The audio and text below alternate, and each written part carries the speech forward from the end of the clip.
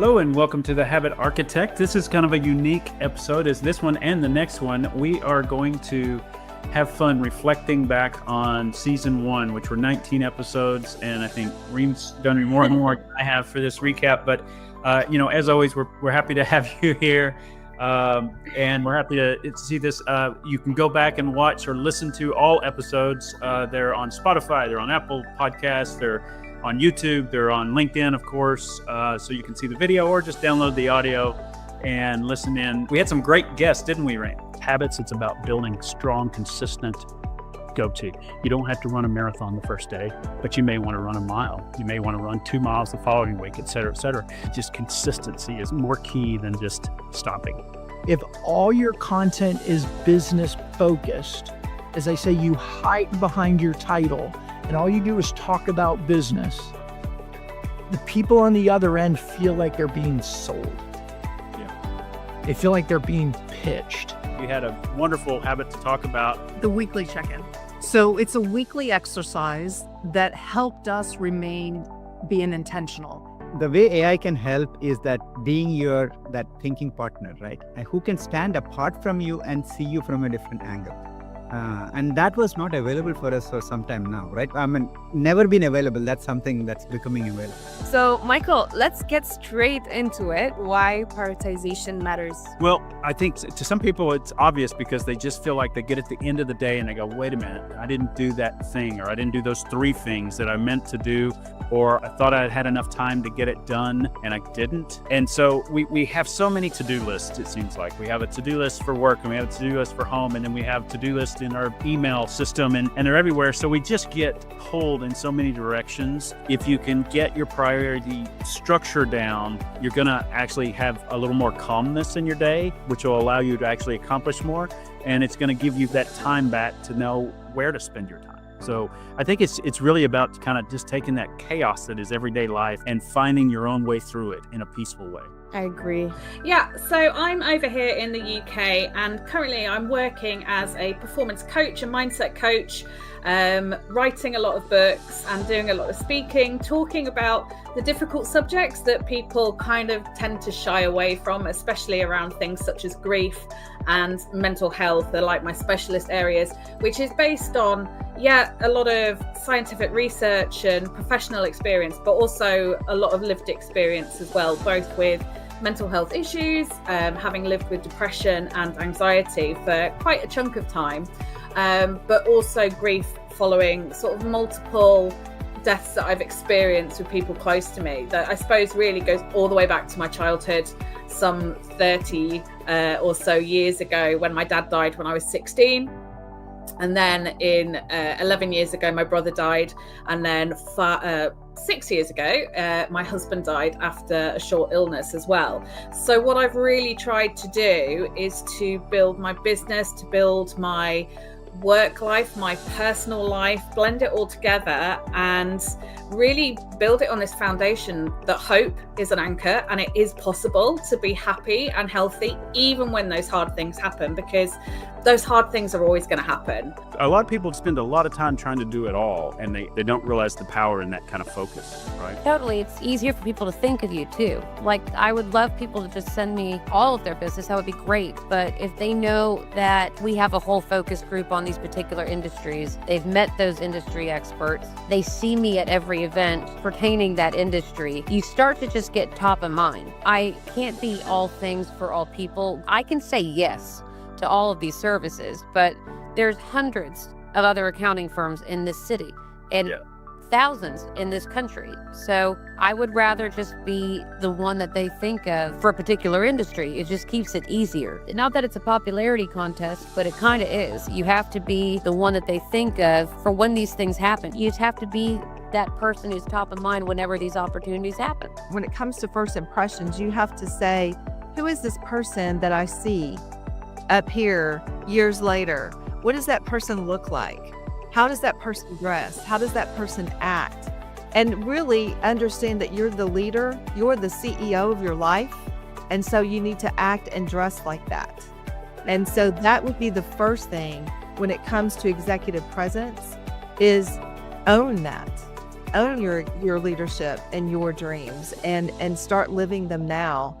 Even though you might not be there yet, you're going to get there. People often say, I'm not in shape to start CrossFit, or I'm too old, or I have these injuries, whatever they are. And I always tell them, my mom still does CrossFit 3 days a week. She started when she was 59 and she's 75 now. Oh, wow. Since she started, she's also had breast cancer, 2 strokes, she has rheumatoid arthritis, and she currently has an aneurysm on her aorta. So if her blood pressure goes too high, her heart will explode and she'll die. She still comes 3 days a week. Yeah. The doctor said that she wouldn't have survived her strokes if it wasn't for doing CrossFit for all of those years prior. So I know deep in my soul that CrossFit literally will save your life if you start.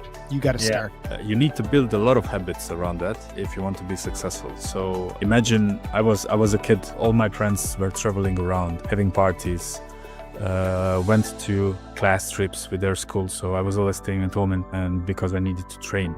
Because if you skip a training, if you skip a second training, it's always too late because you have a match on a weekend. And it's all about routine. So if you are training a lot, if you have a proper habits, if you build a proper habit around your sport you're training, so it will be easier during the match because you will immediately know how to act, how to react. And nothing unexpected can happen if you are training and if you have proper habits around that. I can tell you thousands and hundreds of habits. You need to eat healthy, you need to sleep well, you need to train at least once a day, and you need to listen to your coach. You need to be a team because a team will win. You can have 10 great individuals, but it's very hard to win if you are not a team. So also you need to practice it. It needs to be your habit to understand your teammate and so on. So you need to work a lot. Can we talk about the fact that we've made it to episode 19? That is crazy.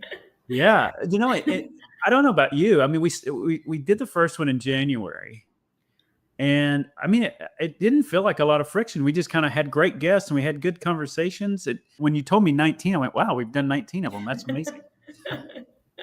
Well, this recap is going to be wild because, I've been here for some of these conversations, and for others, I've done my homework because I was in the background watching, learning, and taking it all in.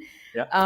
But I when I was prepping for this finale, I just realized that we didn't just talk about habits. I mean, we talked about things that actually shaped the way I live. And there's like some information that I'm going to give within this episode that one of your episodes actually shaped my future. And I'm not going to give it out now. But once I know what you're referring to, but I'm excited about that too. Yes. So some of these guests changed how I think about discipline, presence, resilience, relationships, and what it actually means to live intentionally. So. Yeah, it's interesting, Reem. At some point I was worried, are we bouncing around topics too much? One time we had, an AI expert on, and then the next time we're talking about menopause with women. And so I mean, that's a range, isn't it? But I think it works because really the goal is to give people just what you said, real world advice and how to adapt and get through this crazy life we live, right? Trust me, each and every episode was meaningful. And I'm sure if anyone listened or watched the past episode, they would get the same things that I've got, the feelings, the notes, the discipline, or like how you shape your life, because sometimes we just need to hear it. And about the past episodes, I will make sure to add in the comments the links to the podcast links and the past episodes as well, so you can go easily and watch the past episodes. That's awesome. So should we get started recapping? Yep. Today we're looking at the first 10 episodes, and it's not just a recap, but it's a reset. So whether you're new to the show or have been here since episode 1, when we showed the picture of the house, we're here to reflect, pause, and maybe like remember 1 or 2 habits that, we took from this episode with us. So let's start. I do think that the way we started out, talking about the elements of a house that helps you protect yourself and your family really apply to how you can adapt it to life too. I mean, I still follow that thing that your values are the foundation, the walls and the electricity and plumbing are your habits that you decide to spend your energy on. And then the outside, the exterior is how you manage your priorities daily to protect everything inside that house. So I think it's a great metaphor still. And you're right. Every guest we talked to they talked about priorities, or they talked about values, or they talked about habits, and that's the awesome part about it. So Yes. From episode one, actually, you said something, and you just said it now, that your habits are the plumbing of your life. And that image has never left me because it's true. The stuff no one sees, that's what keeps everything working. And just the image of the whole house, it's stuck there. So I just love this episode, and it gave us a good foundation for the upcoming 19 episodes. yeah, and I'm glad you said that, because it did kind of make sense to me, and it is the things that we just expect, right? So if you're turning on the tap, we expect water to come out, right? Well, your life's the same way. If you're not taking care of it in the way that's going to serve you better, that water may not come out the tap, right? So. True. Or overflow. But, exactly. Well, Yeah. moving on, then came Brandon Lee in episode 2, and he hit us with this line: "Your LinkedIn profile is talking even when you're not." And I was like, ouch, but also yes, because this episode made me think of my digital presence, not as a performance, but as a habit of credibility. And every day, whether I post or not, I'm telling a story. So I try to be more human, more myself, because it's talking when I'm not. So this was stuck with me. That stuck with me too. And it does talk when you, but it was also the habit of adapting, right? Like you said, I mean, if you just watch LinkedIn, it's moving at such a pace, and unfortunately, there's some people that are leaning way too much into AI. So you get these canned things, and if you're going to stand out in this networking platform, you're just going to have to be authentic, and that's what Brandon talked about. So.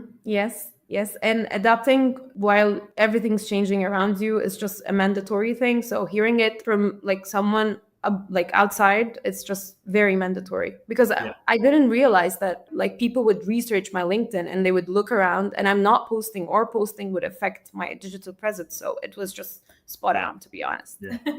Did you change your banner or Like I'm back on and off on LinkedIn. I mean, I post, but sometimes I just like sleep and I snooze my LinkedIn a little bit, and I'm guilty for that, but I'm trying to do better. Well, I think the advice applies even on if your business or your personal life requires Instagram or Facebook or whatever. The same rules apply, so to speak. Now, there's a little different flavor on some of those, but people are going to see you when you're not there, right? So. Yep. Then comes episode 3, when Russ and Danielle in episode 3, they were talking about relations and, grounded honesty. And the sentence that really hit home was, "We don't wait for conflict, we check in weekly." And this is the episode that actually shaped something within my future. And I think Michael, right? I do. I wasn't sure if this is what you were talking about earlier, but yes, I do know.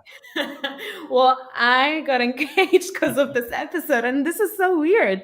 And I'm just sharing it now with the whole world because I've never said it out loud. But I was watching this episode and I looked at marriage in a different way, because I was always the person that is hustling and always looked at marriage as, like a person that I'm going to get married to, but I'm going to have conflicts with, or like I need to adapt to his lifestyle or something like that. But this episode shaped the way I'm thinking, and I finally said yes. So it's fantastic. You told me this a while back, and Hatham, our producer, mentioned it too. And I've wanted to share that, but I didn't the whole time. I was thinking, like, the habit architect actually impacted lives, which is very cool. And just to say a little bit about Russ and Danielle, please go follow them, and everybody that's watching. They're just so practical in their approach to a relationship. And I've known Russ for 20 years, and I know what kind of people they are. So when they decided to go full time into intentional marriages, I was really pleased, because I know how many people they're going to help, including you. Yeah. If there is one episode you need to watch that one, because there is a living proof here, you guys. It worked. And thank you, Russ and Daniela, of course, for being a great guest and being soft with your advices and just transferring your knowledge the right way. And it was just awesome. It was an awesome episode, to be honest. It was, and just I was just thinking about some of the little tips they said that fit into that, like the check-in, and when you're, sometimes go out for a walk instead of facing each other, so it takes the conflict away. Just little things like that were amazing. So Yeah, yep. I took a lot of notes, I promise. And then came Nandan in episode 4. He made automation feel human, and we asked him a lot of questions about AI and Chat GPT. And he said AI can see your patterns more clearly than you can. And this struck me because we are actually training the AI to feel us and know us and understand our patterns, and we can use it to the maximum when we use it right. So Nandan was a great guest, and it was interesting because I think when I first asked him, he's like, "Why do you want me on a habit talk conversation?"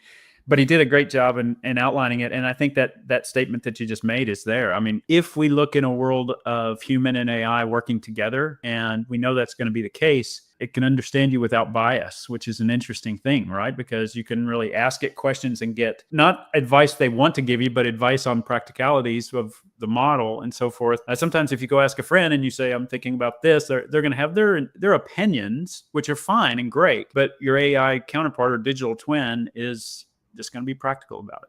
Right? yeah, So. and it also made me realize that the right systems aren't there to replace us, because this is something that has been going on, that AI is there to replace us. They're like freeing us up to like focus, and when you automate the noise, you can actually choose what actually you want to do. And since we use AI every day for work, for personal reasons, it's just made us look at AI in a different way. So it was just an awesome episode, to be honest. Yeah, and if you think about the priority matrix that I talk a lot about for protecting your time, you know, the quadrant that is urgent but not important, this is the perfect bucket to figure out how you can delegate to AI, because the whole quadrant is called delegate, and now you've got really powerful and interesting little tools that you can delegate a lot to. And like you just said, whether it's research or follow-ups or whatever it may be, and it knows your patterns, and once it learns more about you, it can really be a big asset in that third quadrant. So. Surprisingly, on episode 5, this is what we talked about. You and I, Michael, we talked about the matrix and how can we organize our days and like put our habits and what do we need to do and prioritize and delegate the things that we need to delegate and do the things on time. And you also talked about the danger of saying yes to everything. And I'm not gonna lie, this one got me in the gut because I say yes to everything. Yeah. But yeah, surprisingly, episode 5 was about that. And you actually said a sentence that if everything is important, then nothing is. That line stuck with me. And honestly, it's a habit I'm still unlearning, saying yes to everything. And I'm trying to learn what is important so I can actually feel that this is important. Yeah. So I can like differentiate between not so important things. Yeah, and it's not to say that the non-important things you don't get to eventually. You may just be scheduling them out, or you may be figuring out delegation mechanisms that can do that. And so I think the episode, I won't jump too far forward, but the last episode I did from France, I talked about it a little differently. I still think if you say yes to everything, then nothing's important to you. But think about it in the sense of your time. Right? You're going to have 75 summers. You're going to have, on average, 70 people live to 75. Okay. So you have 75 summers. You have 75 winters. You have 75 autumns or falls, whatever you call it. So when you think about it that way, your time becomes more valuable. So what you have to do in those moments is trade up your time. So you can do those things that you're saying yes to that maybe is somebody else's agenda, or you can trade up and do what's going to be more valuable to you and your family or for whatever the circumstance is. But that trade up concept came to me while I was in France, but I think it fits on that discussion too. Is this a sign to take the vacation and travel? Because I'll take it as a sign. Yes, absolutely it is, because there's something that happens when you stop living by the calendar, right? You open up your email calendar and you just start working on a Monday, Tuesday, Wednesday while you're at work. When you're on vacation, you may still have an agenda, but it's your agenda more so than somebody else's agenda. And what that does is, it probably science to it. I don't know the science, but I am sure our brains adjust on vacation. And for me, at least, I think more clearly. So, So take a vacation. I was just going to say that. I'm going to take that vacation. And then we come to episode 6, and it was Tabby, and she walked us through grief, rebuilt her life, and how she shows up with this deep, quiet strength. And this one was actually empowering. It was so empowering. And the line that kept coming back to me is hope is the anchor that steadies performance. And we talked so much about hustle, but that episode made me ask what's actually holding me steady. And I just kept thinking about it and writing it down because that episode made me rethink a lot of things. So Yeah. Yeah, what an incredible guest she was and human being. I mean, lost her husband, entrepreneur. So she's had a lot to deal with, and she was probably one of the more grounded people we talked to, right? So, I mean, she knew her purpose, and that purpose kind of came out in the way she talked about it. So she was awesome. Yeah. Yes. On the other hand, Emily Ackerman in episode 7 had a totally different kind of power. She was honest, sharp, and so self-aware. She said, shrinking the scope doesn't shrink the significance. And that redefined success for me. Some seasons aren't about doing more, just like what you said, take the vacation. They're about staying present in what you can do, and just identifying that and thinking about it is just something else. Yeah, absolutely. I remember two distinct things in talking with Emily. One is that she and Hatham, when I joined, were talking about some really heavy metal music, and then two, just the interesting perspective she had, because I think we caught her, if I recall, it was like a week before she was going back to work from maternity leave. So she's a new mother, she's a young professional, she's going through all of that stuff, and it was a great timing because she had a unique perspective, I thought, into even going back to the workplace as a new mother. So I think I thought it was powerful, and I love following her on LinkedIn. I swear she's in more networking events in the Dallas area than I wouldn't be able to keep up. It'd make me exhausted. How many she's in. She's a networker, and that's a habit, right? That is a habit you can get into. Well, good for her, because this is just empowering, and she's a boss lady, and keep doing you.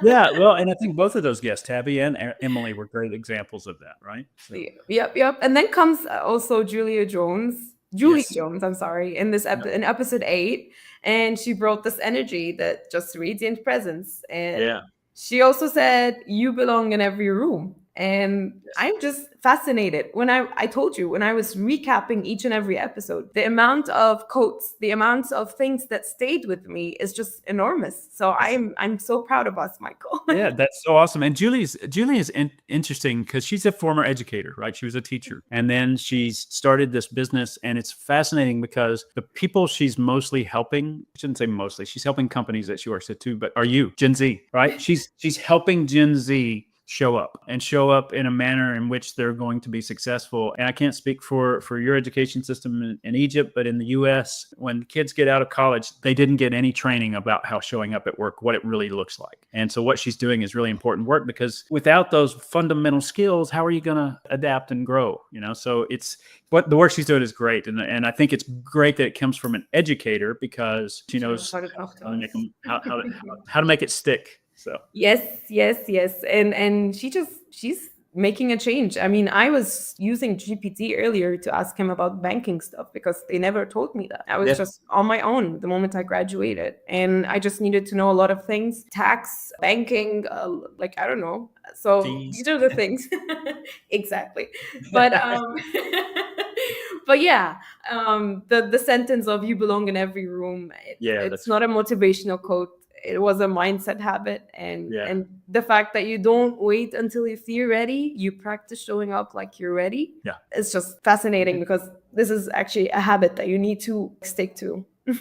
Yeah, that's exactly right. Yeah. And then comes Kevin Wood in episode 9. He came in with the quiet reminder we all needed: discipline beats motivation every time. He made me rethink what consistency actually looks like, because consistency is just a buzzword right now on LinkedIn, and we just keep hearing it: consistency.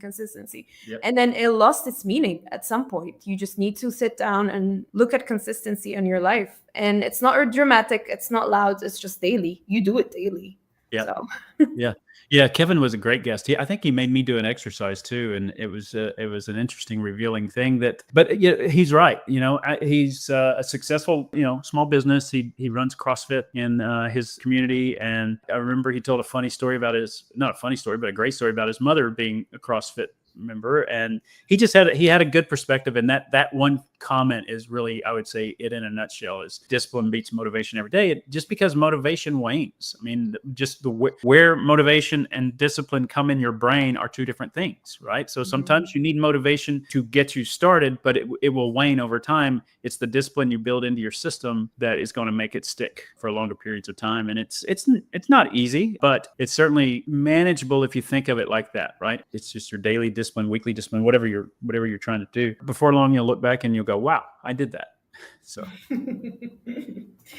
Yeah, I agree. Then comes episode 10, and it wrapped everything beautifully. Marianne went from elite athlete to CEO, and honestly, his transition made so much sense. Yeah. He said routine creates space for adaptability, and people think routines box you in, because I was that person. I was like, oh my God, routines just make me feel like I am stuck, or like it makes me feel like I do the same thing every day. But what Marianne showed us is the opposite. Routines are what make flexibility possible, because when your foundations are solid, you're not scrambling, you're ready, you know how your day is going. So yeah, and Marin he's a machine in that way, and I think it's interesting that you said that you were negative towards the concept of routine because you didn't want to be boxed in, and that's an interesting thing. And the way he turned it around is saying if you actually get those things done, then you have more time to do other things. And training as an athlete that's where it came from, and now he does it as a successful business person. And his team, I mean, he's very close to Time Bandits. I don't know if you know this, but he's got a development team that helped me with the mobile app, and they did great work. And I was always amazed at how efficient they were. And I suspect it's because Marin has a philosophy and even how he works with IT developers, right? So it's fantastic. Yeah, Marin is well stated, and he went from being a professional athlete, unfortunately had an injury, which forced him into business. And I think maybe that was a good thing too, because he's such a good business person. Wow. Oh my God, we ran by so fast. 10 episodes already done. And the good news is, I mean, I think you did a great job of saying, here's something they said, and now people can go back and take in the episodes how they want to. Just put it on your Spotify list and then go for a walk, and you'll knock out a habit, and you'll get to listen to us. Yeah, and let's play a game. Maybe you comment what habit stuck with you. Maybe it's discipline like Kevin talked about, or the check-in ritual from Russ and Danielle. Maybe it's that tiny shift from Emily, scaling back without losing meaning. Whatever it is, I want to leave you with this. And remember, you don't need a whole transformation. You just need one habit, one choice, and you repeat it consistently. Yep. I'm not even going to add to that. I think you said it beautifully. Are we wrapping up, Michael? I think we are wrapping up. I'll give a little commercial. If anyone's interested in what we're doing with Time Bandit, I do have a new training course. It's an online course. It's digital. You can take it. It's a total of about 60 minutes, but you can take it in. There's really 4 main sections, so you don't have to do it all at once, or you can knock out the hour. But so if anybody's interested in that, drop me a DM or put a note in the thing here, and I'll make sure you get a link to go do that training. And what I'm doing is I'm bundling it for the training. You get the mobile app for 1 year. If you're in the US and Canada, I'll send you the book, because it's hard for me to send elsewhere. And also Habit Be Our AI. You get to use that at no charge too. So. Woohoo, that is awesome. Yep. Go check this out. Exactly. Well, thank you so much, Michael, for today. Thank you, Reem. That was awesome. I appreciate you doing that and recapping it. And I'm so excited that episode 3 changed your life. We'll talk about that more. I guess I'm gonna be a guest one day on this live show, and we'll talk about how did I approach this, and how did I actually say yes, and how did I watch this episode from a different point of view. I think this is actually gonna be very beneficial for Gen Zs, because we tend to get lost in our hustle days, and we just want to be everywhere, do everything at the same time. And I've told you that before. Our mindset is just because we're exposed to a lot at the same time. So maybe we talk about that in depth one day. Yeah, let's do it. I think in our next session we'll talk about season 2, and maybe we'll just add that in there. Awesome. Okay. So see you next time, and thank you. We'll also do a part 2 of our recap from episode 11 till episode 19, and we'll give you some of details about season 2. So stay tuned. There we go. Thank you, Reem. Thanks, Michael.